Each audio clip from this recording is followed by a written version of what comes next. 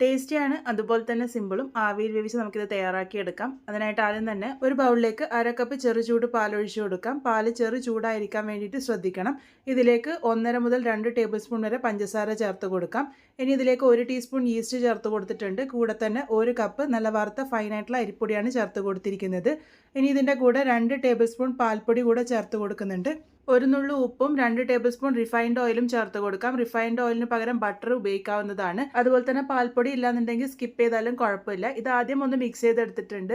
ഇനി ഇതിലേക്ക് വീണ്ടും ചെറുചൂടായിട്ടുള്ള പാൽ ഒഴിച്ചിട്ട് കൂട്ട് തയ്യാറാക്കി എടുക്കുകയാണ് വേണ്ടത്. ഒരല്പം കട്ടിയായിട്ടുള്ള കൂട്ടാണ് തയ്യാറാക്കി എടുക്കേണ്ടത്. 2 മിനിറ്റ് നേരം നല്ലപോലെ തന്നെ മിക്സ് ചെയ്തെടുത്തിട്ടുണ്ട്. ഈ ഒരു കൂട്ട് തയ്യാറാക്കിയെടുക്കാൻ 1.25 കപ്പ് പാലാണ് മൊത്തത്തിൽ ചേർത്ത് കൊടുത്തത്. ഇതൊരു 1 മണിക്കൂർ നേരത്തേക്ക് റെസ്റ്റ് ചെയ്യാൻ വേണ്ടി വെക്കാം. ഇതിൻ്റെ ഫില്ലിങ്ങിനായിട്ട് ഞാനൊരു പാനിലേക്ക് 1/2 കപ്പ് പൊടിച്ച ശർക്കര ചേർത്തിട്ടുണ്ട്. കൂടെ തന്നെ 1 ടേബിൾ സ്പൂൺ വെള്ളം ഒഴിച്ചിട്ട് ശർക്കര പാനിയാക്കിയെടുക്കാം. ആ ഒരു ശർക്കരയൊക്കെ ഒന്ന് മെൽട്ടായിട്ട് വന്നാൽ മാത്രം മതി. ഇതുപോലെ മെൽട്ടായി വന്നതിന് ശേഷം ഇതിലേക്ക് 1 കപ്പ് തേങ്ങ ചിരകിയത് ചേർത്ത് കൊടുത്ത് നല്ലപോലെ തന്നെ മിക്സ് ചെയ്തെടുക്കാം. ആ ഒരു തേങ്ങയും ശർക്കരയും ഒക്കെ കൂടെ നന്നായിട്ട് യോജിച്ച് വരണം. ലോ ഫ്ലെയിമിൽ വെച്ച് നല്ലപോലെ തന്നെ മിക്സ് ചെയ്തെടുക്കാം. കുറച്ച് സമയം കഴിയുമ്പോഴേക്കും അത് നന്നായിട്ട് യോജിച്ച് വരും. ഇനി ഇതിലേക്ക് 1/2 ടീസ്പൂൺ ഏലക്കാപ്പൊടി കൂടെ ചേർത്ത് കൊടുക്കാം. നന്നായിട്ട് മിക്സ് ചെയ്തെടുക്കാം. ഈ ഒരു രീതിക്കാണ് ഫില്ലിങ് വേണ്ടത്. ഇതിപ്പോൾ പാകത്തിന് റെഡി ആയിട്ടുണ്ട്. ഇതങ്ങോട്ട് മാറ്റി വയ്ക്കാം. നമ്മളുടെ കൂട്ട് ഇവിടെ റെസ്റ്റ് ചെയ്യാൻ വേണ്ടി വെച്ചിട്ട് ഏകദേശം 1 മണിക്കൂറായിട്ടുണ്ട്. നന്നായിട്ട് പൊങ്ങിയൊക്കെ വന്നിട്ടുണ്ട്. ഇതുപോലെ ഒന്ന് നന്നായിട്ടൊന്ന് മിക്സ് ചെയ്തെടുക്കാം. ഇനി ഇതെങ്ങനെയാണ് സെറ്റ് ചെയ്തെടുക്കുന്നതെന്ന് നോക്കാം. ഏത് പാത്രത്തിലാണോ ആവി കയറ്റി എടുക്കാൻ വേണ്ടി പോകുന്നത് ആ ഒരു പാത്രം നല്ലപോലെ തന്നെ ഒന്ന് നെയ്യ് തടവി എടുത്തിട്ടുണ്ട്.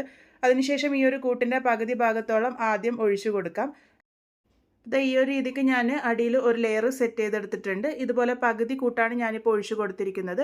അതിനുശേഷം ഇതിൻ്റെ മുകളിലേക്കായിട്ട് നമ്മൾ തയ്യാറാക്കി വെച്ചിരിക്കുന്ന ഫില്ലിങ് മുഴുവനായിട്ട് തന്നെ ഇട്ട് കൊടുക്കാം. അരികുകൾ കുറച്ച് വിട്ടിട്ട് വേണം ഇട്ട് കൊടുക്കാൻ വേണ്ടിയിട്ട്.